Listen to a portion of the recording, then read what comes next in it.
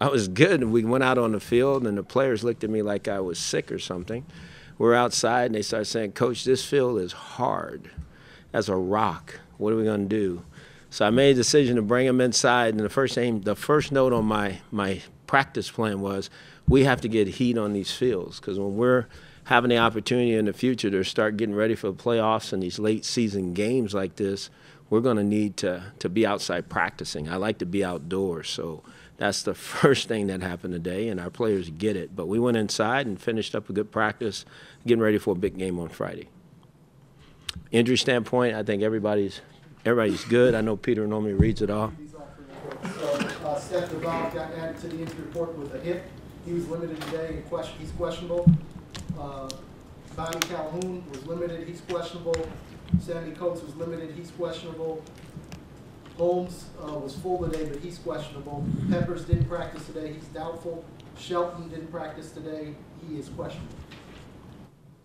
Can you talk about what relationship you have with John Dorsey, if any, and how you think that partnership will work? Well, I don't have a personal relationship with him. We'll try to develop that here as fast as we can. Obviously, he's been in the National Football League for a long time, so have I. So we know mutual people. My information from my sources are people that I know who have worked with him, been around him, and everybody says he's a tremendous talent evaluator, great to work with, true football guy, spends a lot of time working on that process. And our conversations have been just that. Everything that people told me has been what I've found him to be. So excited to have opportunity to work with him. I think he's a heck of an addition to our organization. Is it not daunting to you that you're now joining up with a guy you've never known or worked with? I'm sorry? Why is it not more daunting to you that you're working with a guy you don't know? I think the most important part of that is because of where he comes from. He comes from he's a football lifer is what he is, and that's all I've known. And so the fact that I was able to talk to people firsthand who I know who have worked with him, that I trust in this business, made me feel really comfortable, that way. And I think, that's what it's all about. I think people know my personality pretty well, know his personality pretty well. We want to see if it mix, and through conversations, I felt very comfortable with that.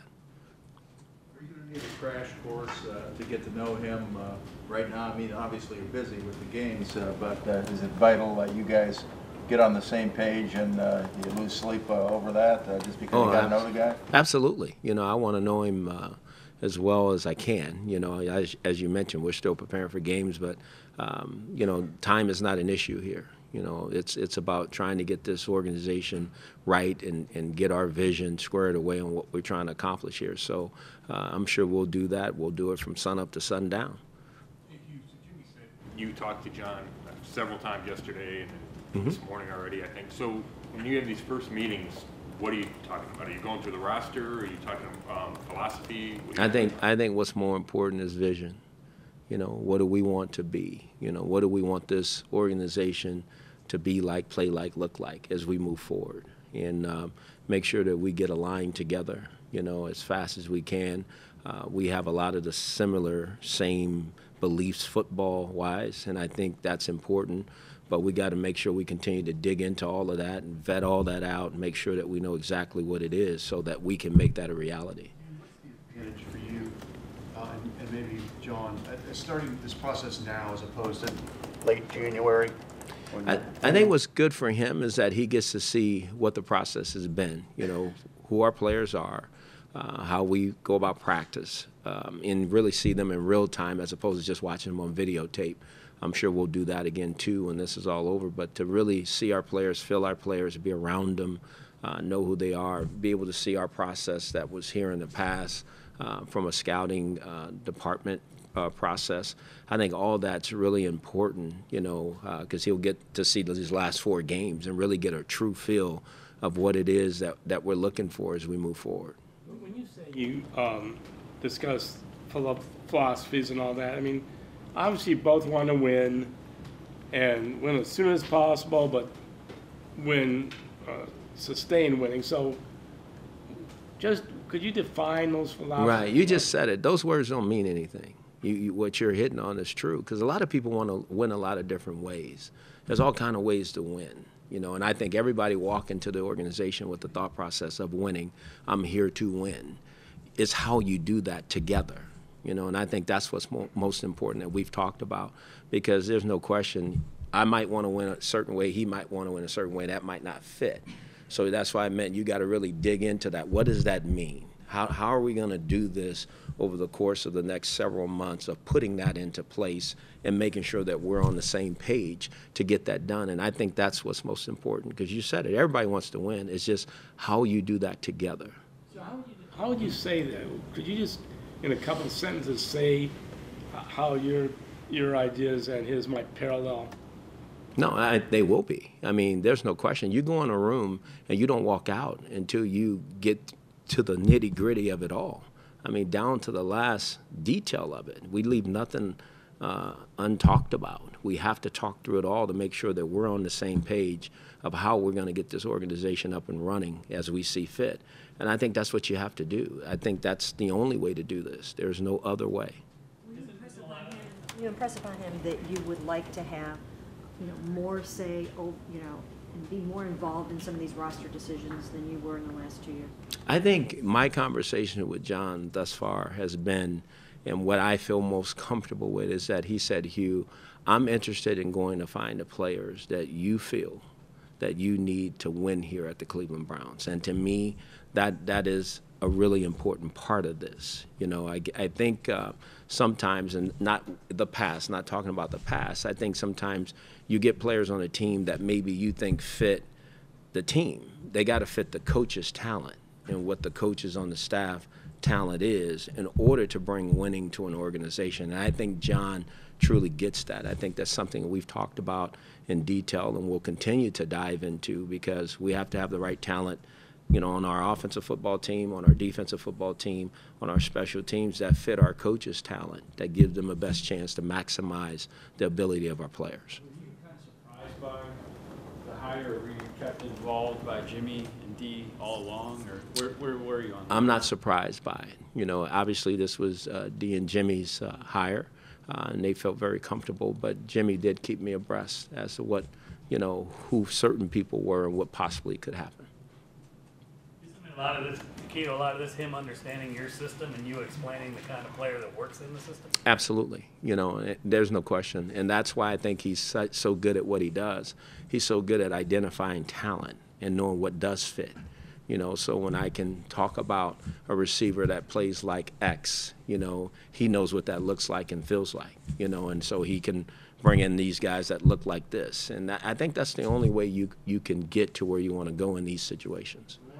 Important things that you talk about near term be your view of Kaiser and what needs to happen with him in the 4 games, and his view of the same? I think so.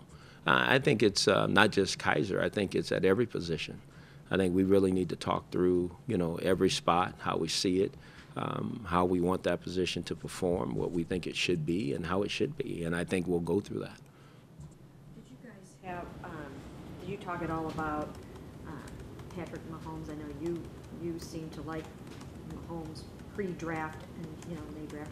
I mean, did you guys find any common ground in looking at what you like in a quarterback? Right.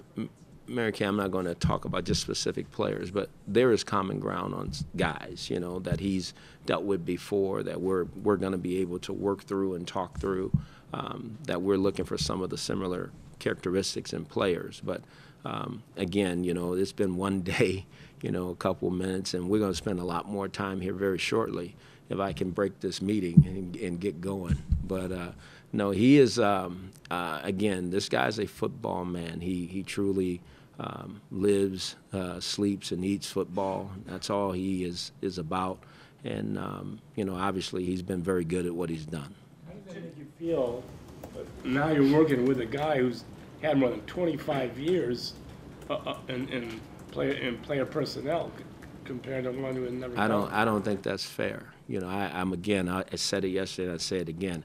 I think it's unfair to compare situations, whether Sashi's the regime or this regime. This is just a new beginning. I'm not going to take anything away from Sashi, because Sashi worked his tail off here.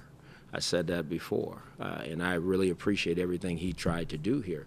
This is just a different time, different situation, and you just said it, with a guy who is have a huge football background, and obviously I'm gonna feel more comfortable with that. That's where I come from. That's my world. That's what I know. So, but I think it's unfair to compare the two. Jimmy said that his number one charge is going to be finding a quarterback. Is that a decision that you need to be more involved with, though, than maybe other positions on the roster? Oh, I think we all will be. You know, I think we all know that that's the big piece we still have to get right. You know, and I think that's what we'll definitely sit down and talk through. And I think you know, John has some tremendous ideas on how to accomplish that. The people who buy tickets don't want to see, you know, this year's record as a baseline for what might happen in 2018. They'd like to see a good competitive team as early as that. But you know, how does this feed into the possibility that it doesn't have to be another half step backward because there's a new guy in here, and next year can be really good? We can't go back anymore. We're back as far as we can go. I'm just being very honest with you. You know, I'm gonna say it again. I came here to this organization to turn it around. I'm not here to be what we are. Obviously I'm a part of this, and I get it. It's on my record, and I respect that. But at the same time, I came here to turn this organization around, not be the part of the losingest coach in the National Football League. This is not going to define me as a football coach or who I am. It goes on my record. But the only way to change all this is what you just said, is to get to winning as fast as you can. There's no other way to do it. There's no other way to change the narratives that's out there and everything that's being said and how it's being said until we start winning, until this organization becomes what I truly believe it can become. And that's why I came here. I think that's what John's here for now. I think that's what Dee and Jimmy wants to accomplish, and that's what we're going to set out to do. A couple more. Is there a feeling for you of a breath of fresh air, weight off your shoulder, take your cliche? Does this feel like a boost for you? I mean, I feel we're heading in the right direction. I'm not going to say it's a weight off my shoulders, because I'm going to still bear part of that responsibility of what happened here, because that's part of my deal as well. But at the same time, I know what we're trying to do. I know where we're trying to go. The decision to move forward is a key one in getting this organization to where it needs to be, and that's what we've done. Now we got to put in the work and do the job. You know, the job is at hand. And the first job I have to do is this Sunday, and then for the rest of this year, and then help this team be better as we move into the future. Last one. Just about the game for a minute. Did the valve get hurt today? No, it was yesterday, and it was late in practice. Are there any of them you feel good about playing Sunday? I feel better about Seth, and I'll know more about the other guys when I walk out of here. Real quick, Telford Man of the Year. You mentioned it a little Yes. bit yesterday, but obviously Yeah. so much is going on. But Yeah. What can you? No, what I can you say mean, about him? he's done, obviously, Randall's done a tremendous job in the community. I mean, he's been the one player that consistently, week in and week out, has been in the community, given back. He's done a tremendous job, and we're very proud of him for that. And he is the right person to represent this organization as a Walter Payton Man of the Year. He's done outstanding. You know, he's been accountable to his teammates. He's playing every week, competing out there, giving it everything he has. He's helped keep that locker room together. And again, the honor for him is well deserved.